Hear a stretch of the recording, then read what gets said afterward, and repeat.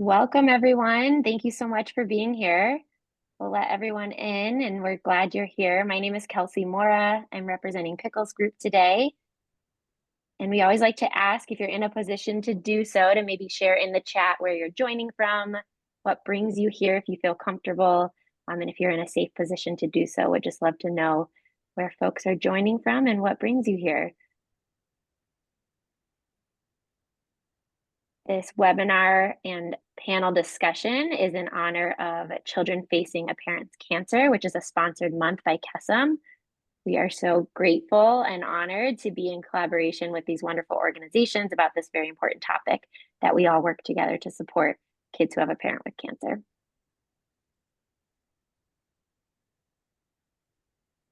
Awesome. I see it's moving quickly. I see California, Ohio, Salt Lake City, Cleveland, Texas, Los Angeles, Milwaukee, North Carolina, Phoenix, Wisconsin, amazing. More Wisconsin, Iowa, North Carolina, Norway, wonderful. Thank you for being here.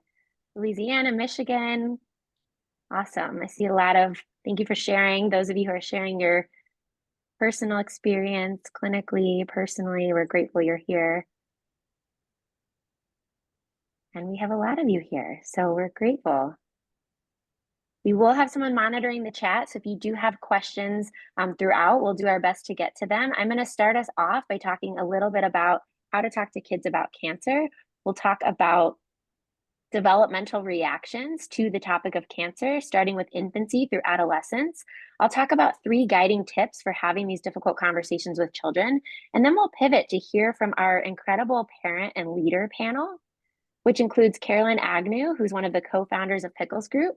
We have Jay Stillwell, the Chief Executive Officer at Kesem, Alex Gabi, Executive Director at Wonders and Worries, and Haley Pollock, the founder and Executive Director of Bright Spot Network. So you'll hear from all of them shortly on their lived experience, both as parents, caregivers, and leaders in this important topic of children facing a parent's cancer. So thank you all for being here. Thank you for the work that your organizations do.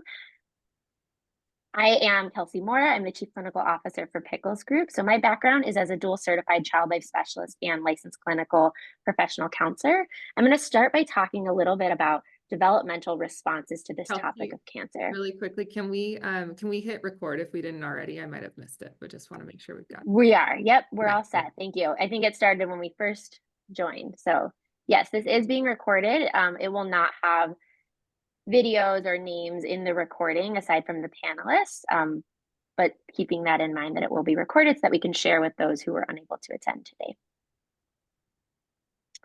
All right, so developmental responses. So I'm going to start with infancy and toddlers. So this is that age group that people are often thinking they're too young to understand, they'll never remember. And I know that some of our panelists have even had kids in this really young window that they've navigated difficult times with.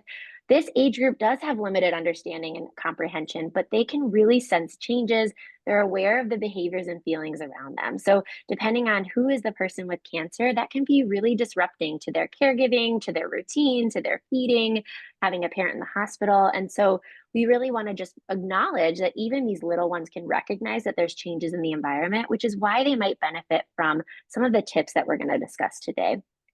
Preschoolers start to have some understanding, but they're going to relate it to what's familiar to them. So they might be thinking of cancer as a sickness, and their reference of sickness might be a runny nose, a cough, something that you can get better from in a couple of days with some comfort, maybe some rest. And cancer is really different. And so we talk a lot about how to distinguish cancer as a different type of illness so that kids can understand that it's different. And often they might be more scared by what they don't understand. They might try to make sense of it on their own. For preschoolers, that involves a lot of magical thinking.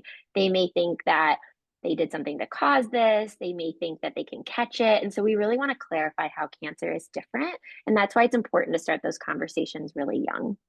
We recognize that those conversations are going to be really simple when kids are infants, toddlers, preschoolers, but cancer is often a long-term condition, sometimes chronic. And so kids will age and develop throughout their parents' cancer. And so starting these conversations young can give parents and caregivers something to build on as they age.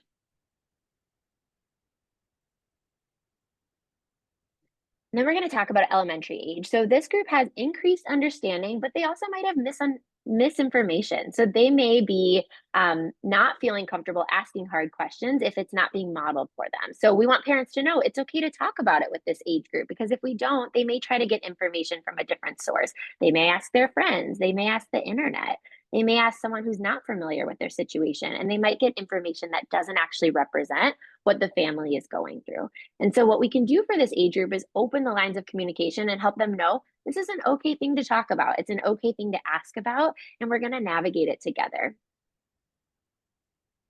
Sorry about that. And then last but not least, the teenagers. This is kind of another forgotten group. We often assume that they understand more than they do, or we might even give them more responsibility because maybe they're the oldest child in a larger family, and they are likely to understand, but they might be thinking about really big picture. They might be thinking, how does this affect me? What's going to happen next? And so they actually may need to know that they can also express their concerns, that they can keep prioritizing the things that are important to them. Teenagers are very egocentric, which means they're focused on their life and they're busy. They're studying, they're making friends, they're engaged in activities, and they may feel like that world has been really turned upside down. And so we want them to know that they can explore that and express that, and that we'll figure it out together. Sure, there will be a lot of changes, but when they can talk about it, it makes it a little bit easier to navigate. So I'm going to talk about 3 guiding tips for having these difficult conversations. I want to make sure that it's clear that these tips can be applied to any difficult conversation throughout the cancer experience. So often people think it's that initial diagnosis conversation. I saw in the chat, many of you are here and maybe you've been navigating cancer for a while, or you're at a different point in your cancer experience. The same tips can apply to any difficult conversation. So what you see on the screen is actually Pickles Group's free family cancer support kit. And so it breaks down these tips in more detail. And this is a free resource that's available to families, to hospitals, to clinics, that can be available in print or digital copy.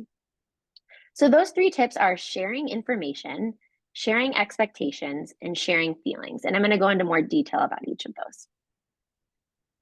So sharing information is really about sharing an age-appropriate version of the truth. Sometimes parents get concerned about all of the details, which makes sense because as a parent, you're thinking about a lot of those details. Kids may not be that far ahead yet, and they may need to just hear what's happening right in front of them. So, thinking about the need to know in terms of what they're seeing, what they're observing, how it is affecting them. If there's a hospitalization, where's their parent?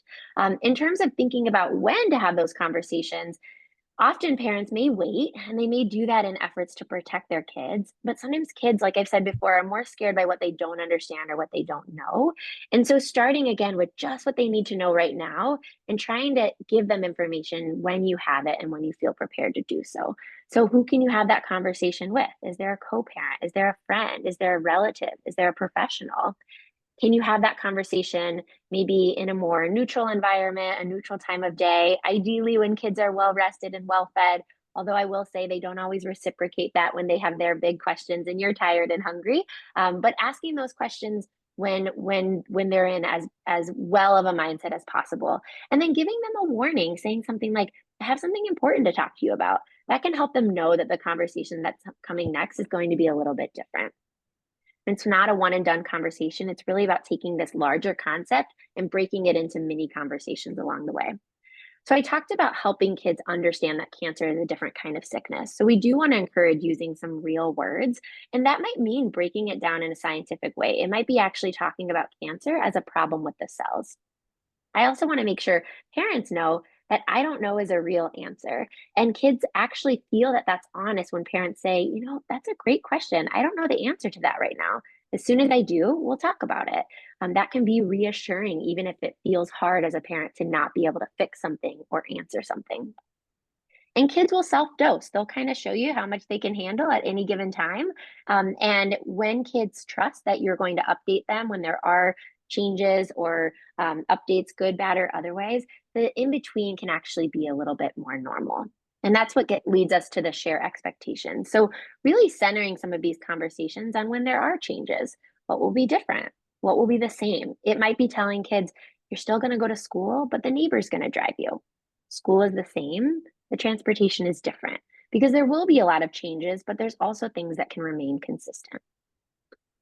What about the unexpected? Of course, there will be unexpected changes. Maybe there's a last minute hospitalization and you're trying to tell that to a kiddo when they get home from school. The more you've kind of established a foundation of how you're talking about cancer with your kids, it can actually make it somewhat easier or more approachable to then have those subsequent conversations when you're saying, I remember how mom has those cancer cells and she's taking the chemotherapy, which makes her more sensitive to germs. Well, she has a fever today, so she had to go to the hospital to get an extra checkup. She should be home soon, right? That's an unexpected change, but they have a foundation to be able to understand what's happened. Another thing that can be really helpful for sharing expectations is providing kids with a sense of control. For adults and kids alike, when navigating cancer, everything feels really out of your control. So, being able to help kids by providing them with choices. Those choices might be about how involved they want to be in the care. Do they want to put a note in their parents' bag? Do they want to come see the hospital or the clinic? Do they want to sit with their parent during certain moments? Or just daily choices. Do you want to do your homework now or in an hour? Homework's not a choice, but maybe when you do it or where you do it could be a choice. These things are also helpful for kiddos who are maybe grieving or bereaved. Providing choices can also give them a sense of control. There are certain things that may not be an option. It's time to eat. Do you want to eat from the blue plate or the red plate for really young kids? So helping create limits, that's the consistency part. We want parents to feel like they can continue to parent their kids, and that structure and routine and predictability can actually be really helpful for kids. Kids need to continue to go to school and do all the things that they love as best as they can. Of course, there might be some changes, but helping kids know that what matters to them matters to everyone, and that it gives them a sense of purpose and stability. Like, this is my job to go to school. And maybe it's with extra support. Maybe my school teacher knows, or maybe my school social worker knows. Maybe I've even worked on how to tell my friends about this hard thing, or maybe I've met friends through some of the organizations that are here today who get it more than my other friends. But going to school and doing things that are normal can be really helpful for kids when possible. And then the last tip is really about sharing feelings. This is a really important one because it is such a foundational skill for all kids. And when navigating really hard stuff, it can be a transferable skill that will be helpful for kids as they grow and develop. So when parents feel like they have to be strong for their kids or they can't show their emotion, I would actually challenge that kids can learn a lot from seeing a parent model really appropriate emotions and how to cope with them. We can't control the situation, but we can control how supported kids feel. And when you're able to identify your emotions and explain them to your kids and model helpful ways to deal with them, or even when maybe you've made a mistake, oh, I'm feeling really overwhelmed right now. I'm noticing that I need a deep breath. That can be so helpful for kids to see. It can also give kids permission to have big feelings. So yeah, I'm crying right now because this is really hard. And suddenly kids feel safe to cry too, that they aren't witnessing the suppression of emotions and then feel like they have to too, that we can be in this together. And it's not all negative feelings. Maybe we can also have really happy or joyous moments. So increasing communication around feelings. I feel sad because dad's not feeling well and I wish he could play catch with you.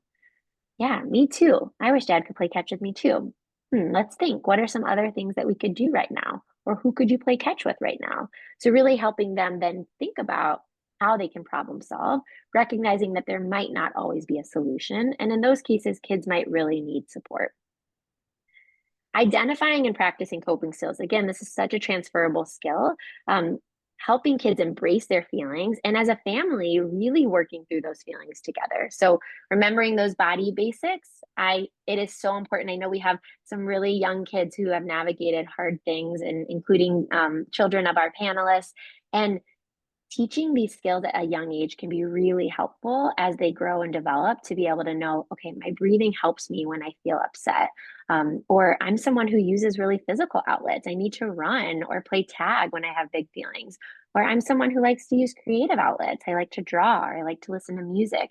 And figuring that out and really celebrating the different ways that families cope can be super helpful for the whole family to navigate those challenges together. So I'm going to just repeat those three tips because I know I've gone through this quickly and we have some really um, important questions planned for our panelists to really discuss how they've shared information and shared expectations and shared feelings with their own children. And so, again, an age appropriate version of the truth, preparing for changes and what's the same. And then, last but not least, sharing feelings, all feelings, the range of feelings, both the good, bad, and the otherwise. So, I'm going to actually now pause. I told you I would be quick because I really want you to hear from these experts, both personally and professionally. We have a lot of different backgrounds represented, but all are related to children facing a parent's cancer in different capacities. And so I'm going to just take a moment to take down my screen and turn it over to our panelists so that we can hear from some of their lived experiences as well. So I'm going to start by having them each just introduce themselves quickly and share what brings them here and why, so that you have a sense of who's in the room. And then we'll turn it over to some of the questions that we have for them today. If you have any of your own questions, we'd love to have those in the chat, and I'll do my best to integrate them in our discussion as well.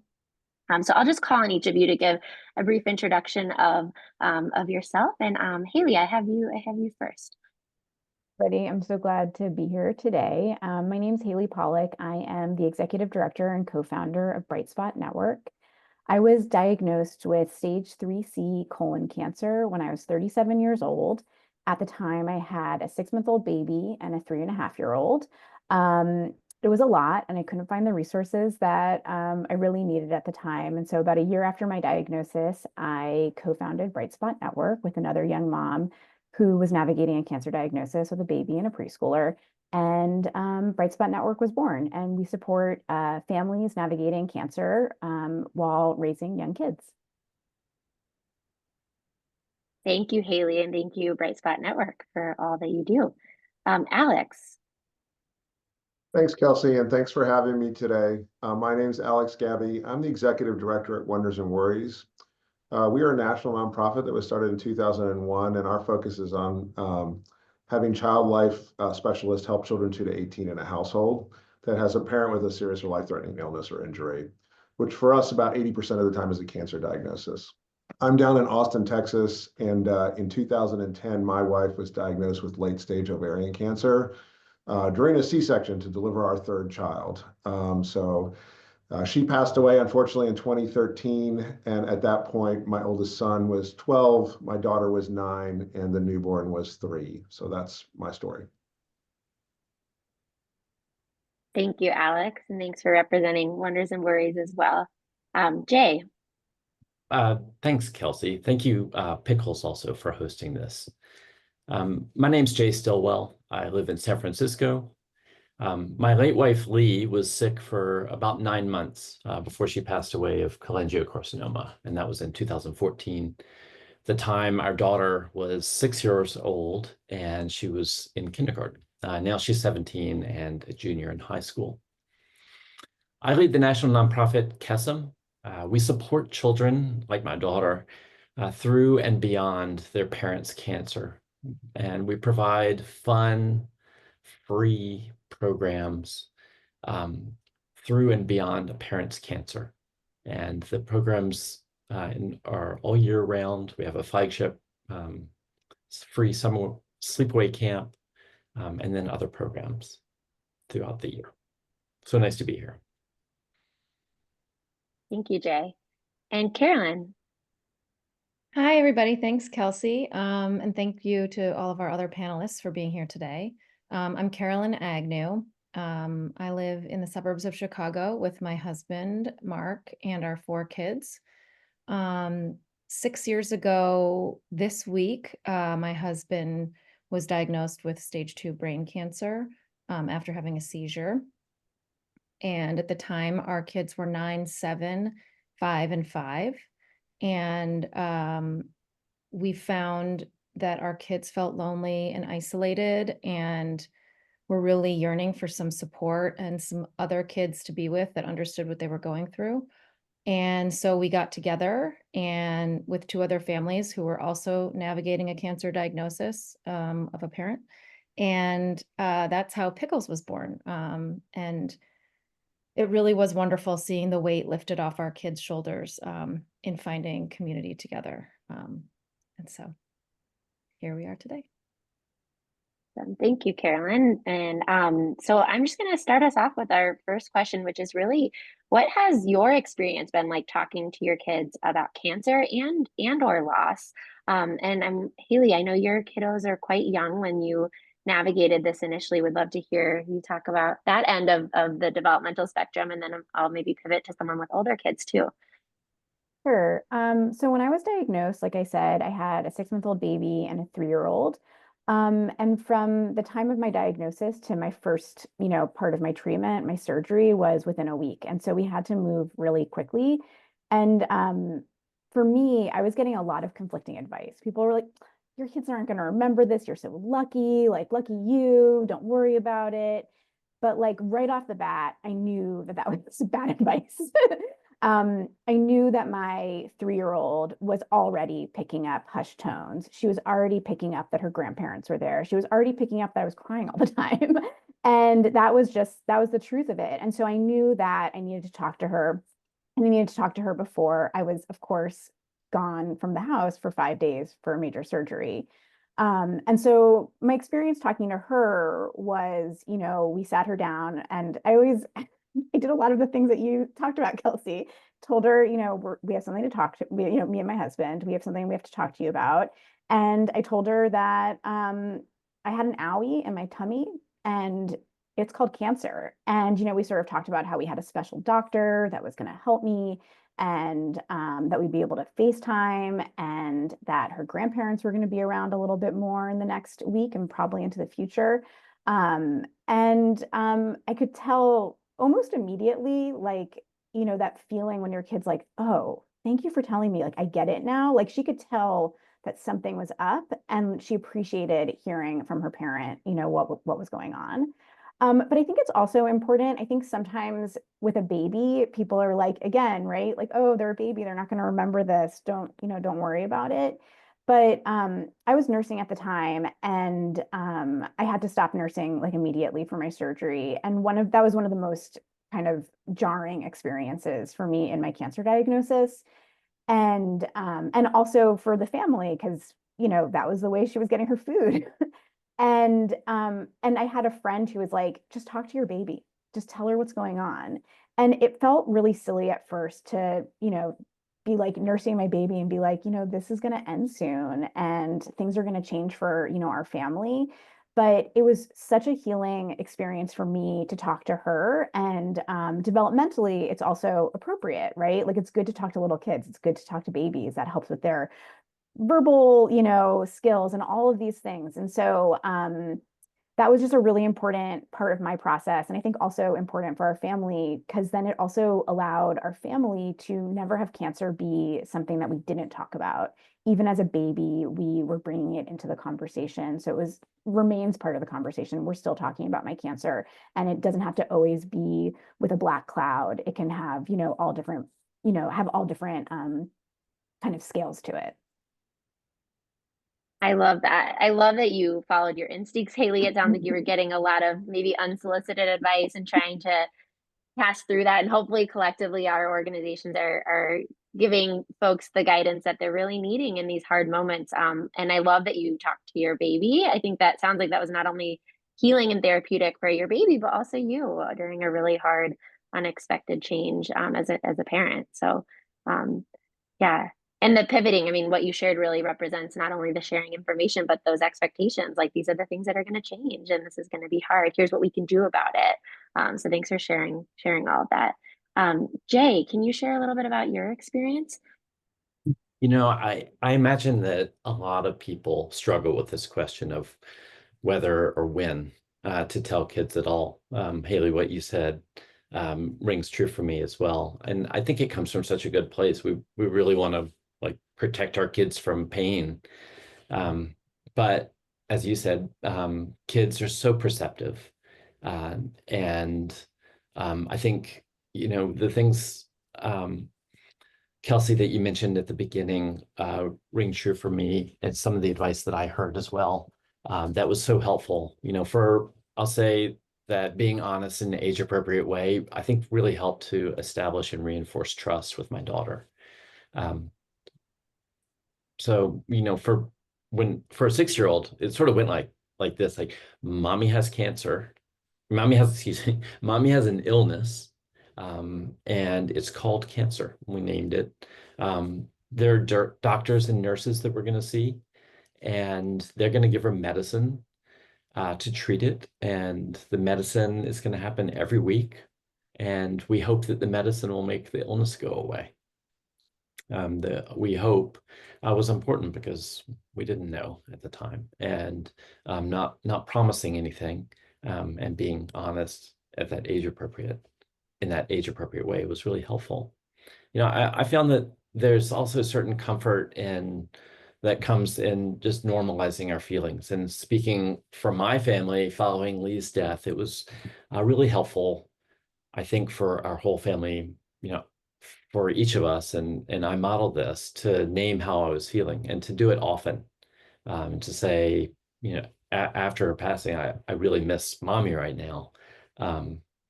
And the advice I heard was that your child is going to better be able to adapt and to cope if she's able to talk or express herself without fear of upsetting me or making me sad. So I think that was something important for me to hear. I'd say now that I have my little 6-year-old is now a 17-year-old, the children will re-experience the trauma at every life stage. And that's because they're developing. And of course, they're not able to experience fully what this means if they're very young. And at each stage, as they're developing, no, I'm not a clinician or a practitioner. This is my observations from being a parent. What is helpful for them changes. So for instance, my daughter was not ready to see photos, or especially to watch videos and hear Lee's voice for many years after her passing. And nowadays, it's one of her favorite ways, I think, to reconnect with her mom and to help as she's re-experiencing this trauma at this stage where she's getting ready to leave home and go to college, or think about that, to really understand and hear the voice of her mom. So it changes, and I think that's very healthy, and trying to meet them where they are, I think, is a mantra that has helped me. I love that. That's beautiful. Jay, thanks for sharing that perspective of 6 to 17 and how things have shifted and changed, and how you've just followed her lead on what she needs. And having those photos and videos available for, if and when they're meaningful or helpful in any given moment. There is a question in the chat, and Carolyn, you might be able to speak to this a little bit as well. Breaking conversations down based on when there's a multi-step treatment process. So certainly that kind of speaks to the piece I was getting at with the not a one and done conversation. I think even Jay, you just spoke to this, right? Having many conversations along the way, but having a foundation of trust and honesty and openness. So yeah, definitely starting with what they need to know right now, like what is happening right now. Often it might be a surgery first, not always, and then kind of building on that foundation of how you're setting up conversations as the needs arise. But I don't know if Carolyn, you might want to speak to this. You have kids in a lot of different stages of development, and I know your experience included some different types of treatment. Yes, I would say that is one of the things I wish I had known going into this process, was that this isn't a one and done conversation. I think I put a lot of pressure on myself, and I know Mark put a lot of pressure on himself too, to get it right the first time and make sure we were saying all the right things. And what I realized is that it's not a speech, it's a dialogue that goes on. Sometimes it's just a quick question and answer that comes up after school, and sometimes it's a sit down conversation where we have to give an update on what's happening with his health. But the pressure to get it right is really unhelpful, and it's unrealistic. And I would have, I think, felt a lot less scared having to talk to my kids about it, had I known that it would really become an open dialogue and there would be many, many conversations. I can just tell a quick story. My husband had a funky scan in August. He had been stable until then. And we left with sort of, it was like a big question mark. It was like not good news, but not bad news. And it just was some new metabolic activity that they saw that could be nothing or could be something. And that really threw us for a loop. We weren't sure how to explain that to our kids. Like, we knew how to do the stable scan and we knew how to do, okay, here's some new information, but this was sort of like not information, and yet they were waiting to know how the scan had gone. And we had all these hypotheticals going through our minds and worries and fears. And what we found was just stating the facts as we knew them, it kind of was like a non-conversation. It was sort of like, okay, well, the scan was neither here nor there. And so we're just waiting and watching. And I was just stating the facts as they come, as they are, and as we know them. Feels a little bit like, we're like not filling in the blanks, but it really was the best way to do it. And, my 15-year-old then, her two questions were, are we still going to go on vacation? And can I go hang out with my friend now? And we had held our breath that she was going to start crying or be worried. And, it was just, okay, so that's it. Okay.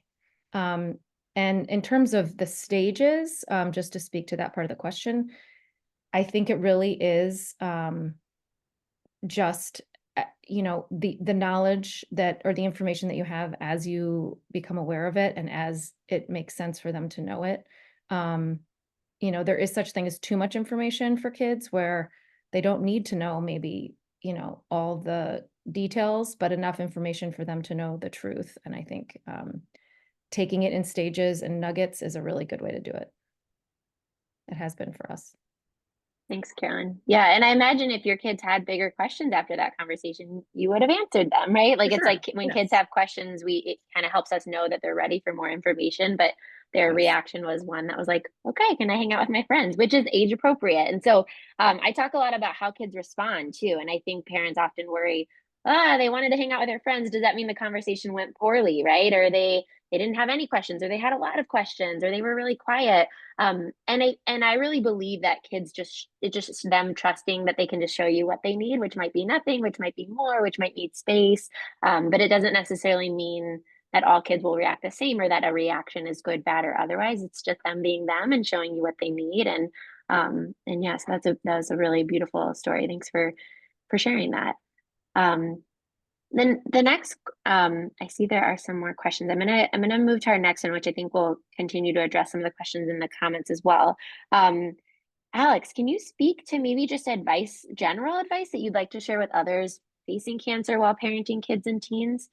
Kind of add on to what we've already discussed. Yeah, I mean, I would first say that many of my experiences are shared with the rest of the panelists. So I would have given a lot of the same advice and offered some of the same observations. I would add maybe two things. One is a great piece of advice I would give you is you're not alone and you don't have to be perfect. So it's okay to not know the answers.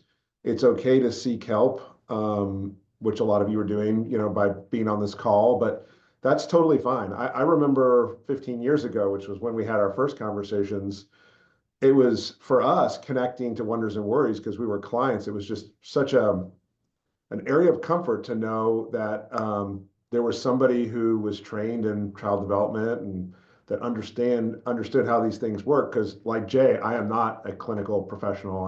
I've got a business background. It was just super comforting to know that there was another member of our team that was able to offer us guidance and that we didn't have to cover every base, that we could focus on different things at different times and seek help. So I think that would be the first big thing I would say is you're not alone. get members on your team. We used to call it our bus, right? Get passengers on the bus that can help you, right? It's your treatment professionals, it's your medical team, but it's also people like that run the organizations on this call, these kinds of organizations. So I think that would be one big piece of advice. The second piece of advice I think is, has been said, but I'll reiterate as well. I think transparency is key. So one of the most heartbreaking things that I see and hear is parents trying to be good parents and shield their children from information and the truth. And I think, to me, transparency is very important. Children are way more sophisticated and perceptive than we give them credit for. They intuitively know when things are wrong. And some children are particularly deep and, kind of have a good read for when you're not giving an honest answer. So my direct experience with that was we'd gotten coached on a lot of things about how we we're going to have the initial diagnosis conversation with our 9 and 6-year-old. Obviously, our 0-year-old was not able to listen in on that conversation. And so we kind of went through what we had thought about talking about. And the first question my 9-year-old asked was, "Are you going to die?"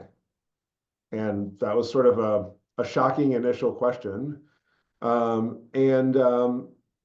remember sort of answering it as truthfully as possible, which is, we don't know. We're going to work as hard as possible to not have that outcome. There's going to be a lot of intermediate steps, but we're going to do our best to create lots of memories no matter what. And so I think that would be the other advice is you're not alone. You can seek help, but the truth, as the panelists have already said, in an age-appropriate way, but every child has a different maturity level, at least in my experience, right, at the same age. The truth is a good thing. That's, to me, is what you're doing. You're giving your children good service if you're doing that, as opposed to trying to shield them from what's going on. Thanks, Alex. This may be either an additional question to you or anyone else on the panel, but there's some questions in the chat about when your kids are different ages or maybe have different developmental needs. Do you have that conversation together or separately? Does anyone on the call have any experience talking to a child who's maybe neurodivergent or has different special healthcare needs? And I can definitely give a clinical response to that, but just wanted to give you all a chance to discuss maybe how you handle different age groups or different needs within your kids. I'll definitely let somebody with a more clinical background weigh in on that. We had our conversation simultaneously with our 9 and 6-year-old, but then there were many follow-on conversations that were individually focused based on their needs. Yeah, so that's a helpful example, Alex. I would definitely add, it really just depends on how old the kids are and what your family system looks like. But I would agree with your example, Alex, that often when kids are in, it can be helpful to have a family conversation so that everyone hears the same thing first, and then maybe having those follow-up conversations individually where you can go into maybe more detail or more advanced language with a much older child, but now they've heard exactly what was shared with their 3-year-old sibling, so they don't feel like they have more information that their little sibling doesn't. They kind of know what's been shared with the whole family. That can definitely be a good way to create cohesion within the family, but then to have those one-on-one conversations as questions and worries come up. So that's usually what I recommend, although I will say that, you know your kids best, and if they are really different and might need really different things, that you might make that decision otherwise, and it's definitely going to then be the right decision for your family. I see there was a question about specifically kids who are on the autism spectrum or maybe are nonverbal or have developmental delays. So we can definitely we'll be sending out a list of all of our resources. I know specifically there is a cancer education kids book for, it's like written in a social story for kids who have autism or have developmental differences. And so I can definitely make sure that gets circulated. But I know that talking, just like you would adjust any difficult conversation with kids, you would be matching their ability. And so that may mean using more simple language or having, different types of supports in place to help them participate in the conversation or comprehend at their level. But it may just be adjusting that to meet their needs, similar to how you would other conversations or other accommodations, whether it be academically or or otherwise. So, but I'll definitely make sure that that book is included on the list of resources that we Kelsey, share. can I interject again? I just thought of one other thing that I think is an important piece of advice that I love to share. And that is, don't wait for problems to happen. So, I have a lot of conversations with parents about our services. And a lot of times I get the response, well, my kids are doing fine right now, right? That's not a reason to not proactively take action. I very, very strongly believe that taking preventative measures and making sure your kids are healthy and sort of learning the right sort of coping patterns and communication skills is very important. I think it's not advisable to wait for problems. So my response to a parent saying, my kids are doing fine is, that's great, but what's the downside of learning wonderful life skills around coping and communication that will serve them well, right? So ideally, to me, it's don't wait for the problems to happen. My advice is be proactive, right? And equip your children with the tools to take care of themselves and thrive in the situation that they're being thrust into. Thanks, Alex. I just put the book I was referencing in the chat, as well as Pickles Group. We have a list of resources, and then I shared Bright Spot Network. I know has their Bright Reads program that might be helpful for accessing books as well.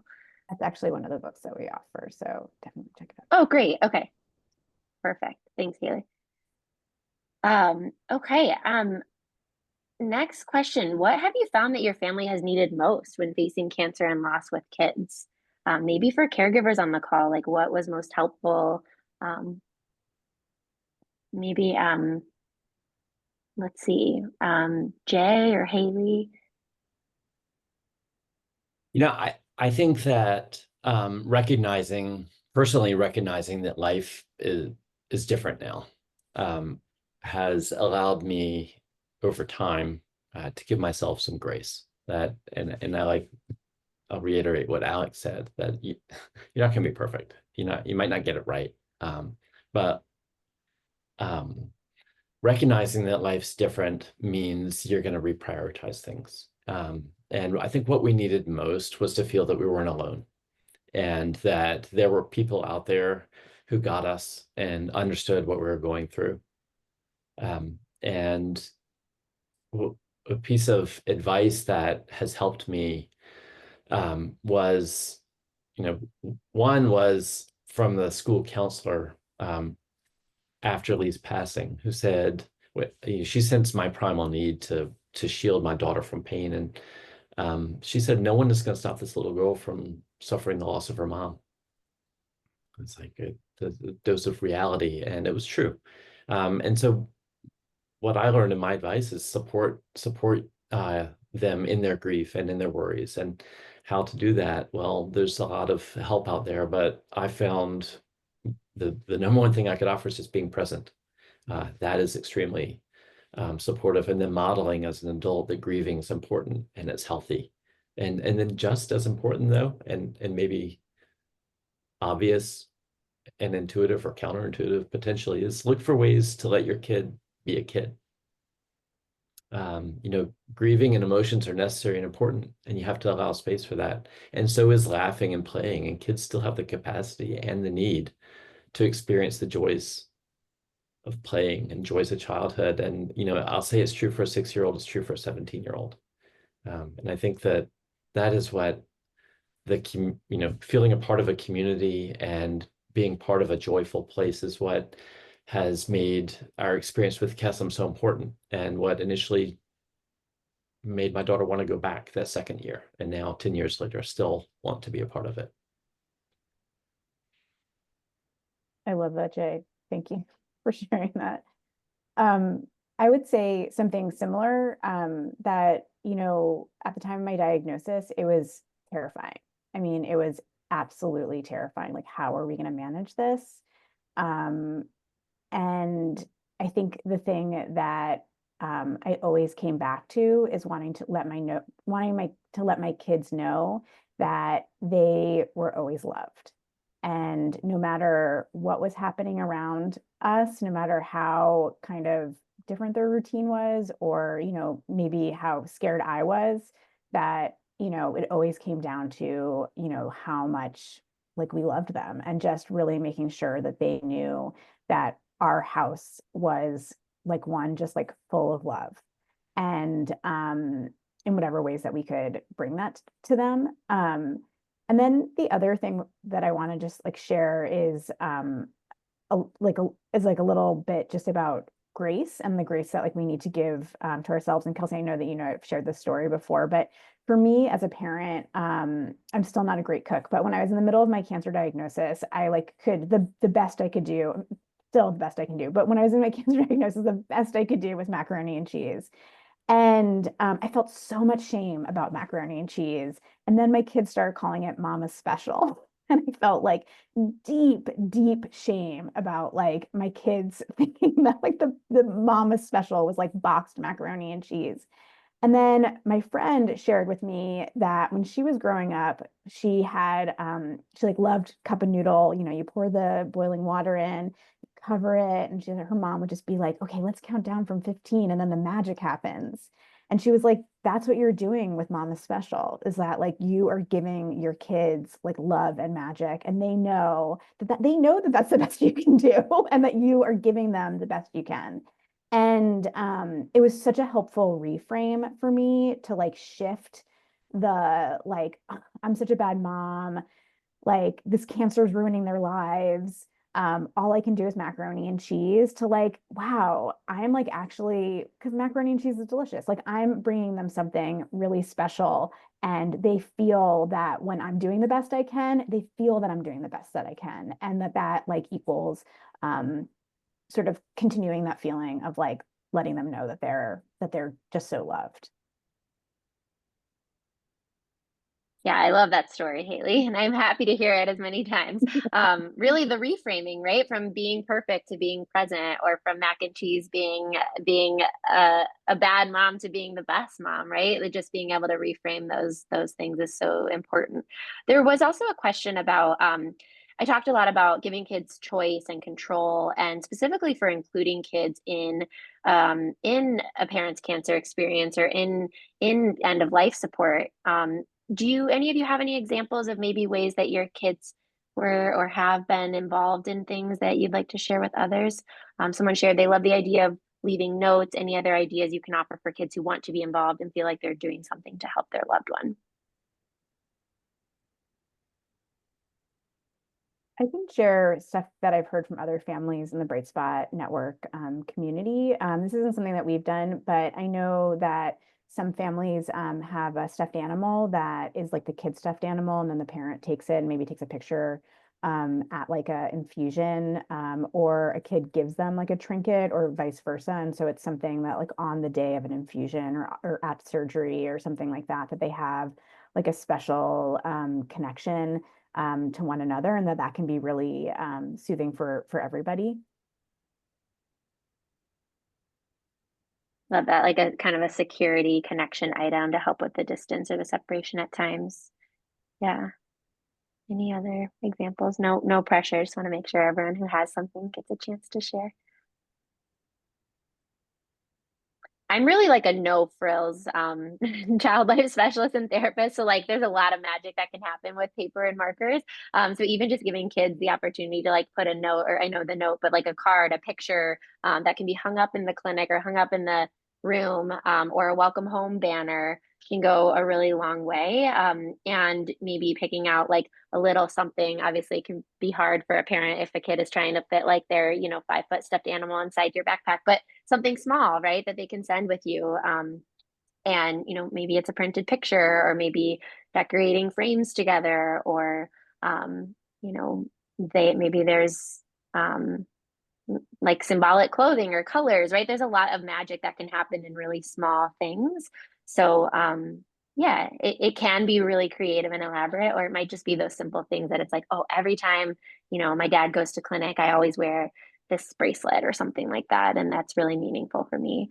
So I think those are helpful. And in terms of supporting a parent, some kids like to have a job, like refilling a water cup or, getting the cozy socks or those things that they can do. Obviously, we don't want kids for it to be an expectation for kids to have to care in a way that doesn't feel natural. But for some kids, that can be really meaningful. And so finding ways to help their caregiver. I know that one of our founding Pickles parents, Ned Smith, who died a few years ago from his brain cancer, his kids loved going to the beach. And when he, was unable to walk on the beach, they got so much value in being able to like push him in his wheelchair on the beach. And so I know that's a story that they share. So just finding ways to give kids a role can be meaningful for sure. I would add that for the power of a tradition is really enduring.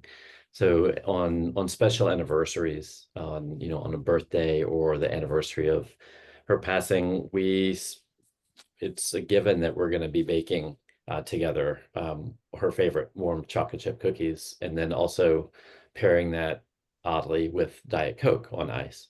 And those sort of special memories they're memories, but they're also tradition and way of connecting and talking or not, just making the cookie. We all know what we're doing, but building those, and we still do it, it's 10 years later, we're still indulging in those in some of her favorite things on those special days.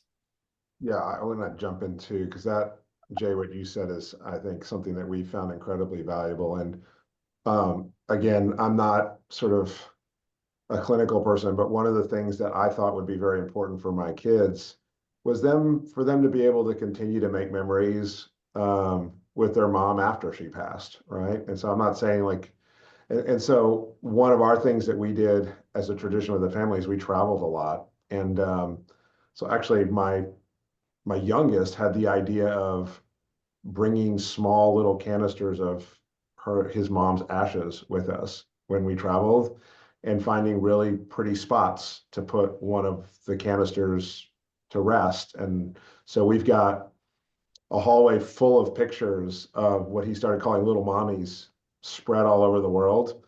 And it was just kind of a really cool way for the kids to stay connected to their mother and the memory of their mother, even though she wasn't with us anymore.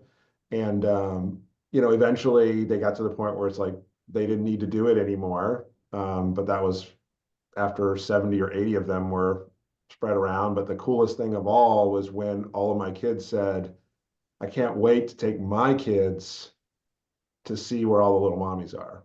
So I think that was like one way that we really, I think, found to cope well, but also just to continue those traditions that Jay was talking about and memories, and still remain connected to their mom. I can share just a quick tradition that we've developed since Mark was diagnosed. On the anniversary of his surgery, we call it a day of gratitude, and sometimes we're not always feeling so grateful, but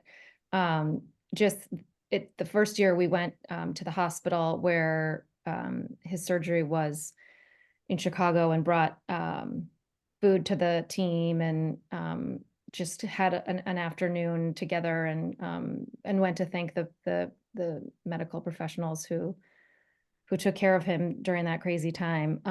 And last year we went and spoke about pickles at a class that my husband was teaching, and we just sort of try to reframe this time of year, which is really, it can sort of trigger rough memories, but we focus on, making it fun and focusing on gratitude, and that's been really meaningful for all of us.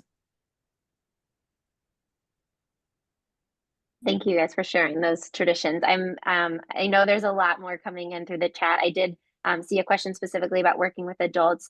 I want to have the panelists share a little bit about what has inspired them to get involved or launch their respective organizations, maybe what was missing for them and why they created it, or maybe a lasting piece of advice for the audience, whether it be, or a takeaway, whether it be for clinicians or for parents. So kind of end us with your big takeaway. And I share that to mention that we will be sharing the PDF of the slide deck, which includes information about all of these wonderful organizations and upcoming programs, and how to get involved, whether as a parent or as a clinician. Specifically, I saw a question about supporting adult oncology patients, and we have a clinician webinar coming up. I know Alex shared a lot of resources on their website. There was a question about brain cancer. I shared a couple of things, including Bright Spot Network has specific parenting with a brain tumor. Pickles Group did a blog post with National Brain Tumor Society. And then we also had a webinar and panel centered on brain cancer with the panels. So there's a lot of resources going on through all these different organizations. So why don't we just have each panelist share their takeaway, maybe something they want the audience to know about your organization and your story, and then we'll be sharing all of that information with everyone as well. Haley, will you talk a little bit about Bright Spot Network and leave everyone with your takeaway? So I'll just be super quick about Bright Spot. So Bright Spot supports families navigating cancer diagnosis when they have little kids. So we're focused on families with kids 0 to 10, and we have a number of programs ranging from support groups for family, or excuse me, so all of a sudden, support groups for parents, groups for little kids. We have tools for talking to your kids, like books that can make it a little bit easier to have that conversation. Ways to connect to your kids, like free art boxes and things like that, have everything included. Financial assistance, as well as a bunch of web resources. So definitely go to the website. And I will say that one of the inspirations for starting Bright Spot was when I went to the internet and wasn't able to find what I needed for my very little kids at the time. And the terrifying experience of being diagnosed with cancer became an alienating one. And so just the importance of like finding community and how healing that can be. And then my final piece of advice is just, what I always tell people when they are diagnosed with cancer and it just feels so big, it's just all any of us can do is put one foot in front of the other and just try to just move forward. And we're all moving forward every single day, even in the littlest ways. Thanks, Haley. Jay, can you share a little bit more about Kesem and your final takeaway? Would love to. So Kesem, we're actually celebrating our 25th anniversary this year, and Kesem began as Camp Kesem, a free week-long sleepaway camp that is organized and put on by a network of amazing college student leaders who are volunteers. We're a chapter-based organization at over 120 different college campuses around the country, and it's enabled by 4,500 volunteer college leaders. Importantly, we are 100% free. There's no cost to the families, and we are all about creating community and letting kids be kids. And over time, we've been on a journey to extend the magic of Kesem, which magic is the meaning of the word Kesem, beyond summer camp. And now we have a host of programs that are available throughout the year that include in-person day programs, friends and family days, a program called Better Days at cancer centers or hospitals around the country, as well as a monthly virtual Club Kesem. And our enrollment is open. We welcome all families. I encourage you to spread the word. The advice I have is just that, is find ways to let your kid be a kid. Take advantage of the resources that you have available, whether it's in your family, your friends, your local community organizations, or all of the organizations that are here today to help create community, create dialogue within your family, and preserve the joy of childhood. Thanks, Jay. And Alex, can you share more about Wonders and Worries and your takeaway? Yeah, absolutely. So we're 1 year behind Kesem. So we're celebrating our 24th anniversary this year. And like Kesem, all of our services are also free of charge. And our objective is pretty simple. It's make sure that every child that is growing up in a household with a sick or seriously injured parent has the same opportunity to thrive as a child that doesn't have to face that. And so We provide a tremendous number of tools with direct services, a clinically validated 6-session curriculum that is delivered exclusively by certified child life specialists. But then we also have a tremendous number of online tools, mobile applications, podcasts, tons of resources on our website. The idea is I never want time or money to be a barrier to somebody getting help. So all of our services are free, and all of our services are delivered on a very large number of platforms to make sure that we're there when you need them. Similarly, also have an extensive catalog of materials for the clinicians on the call. So I guess my take home is pretty simple. I'll go back to what I said earlier, which is you're not alone. So let us help you. No matter where you are in the nation, we have ways that we can serve you, help you, and be a partner and a passenger on your bus through this journey. So reach out to us. Thanks, Alex. And Carolyn, your takeaway and a little bit about Pickles Group. Sure.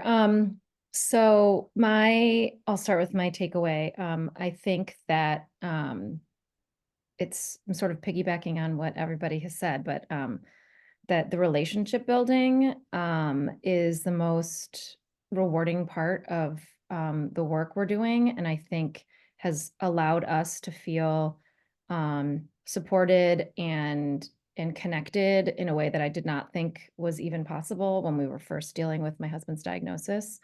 And watching my kids light up with the other kids who quote get them and know what they're going through was the most enormous relief as a parent when we were first navigating my husband's illness. And I would say that the relationships now that my kids have with the kids who they first met through the programming are really special lifelong friendships that I know will continue to carry them no matter what happens with their dad's health. Our programming at Pickles, we have virtual programming for kids, virtual cohorts. We also have in-person events, family events, in-person and virtual, what we call pickle jars, which are small groups that are meant to create more lasting relationships and have more consistency. And we are very much focused on what every other panelist has described, just giving kids free opportunities to create community and build relationships and not feel alone with what they're dealing with their parents' diagnosis. Awesome. Well, thank you, everyone. I know we're at time, but thank you to our incredible panelists, these incredible organizations, and really for coming together for an hour in honor of all of these kids facing their parents' cancer. That's what January is all about. Thank you to Kesem for sponsoring this month, including us in the mission, and share about these organizations with people who need them so that we can make sure kids don't have to face their parents' cancer alone. So you'll receive the slide deck and all the resources, and we look forward to staying connected with you all as clinicians or parents. Thank you.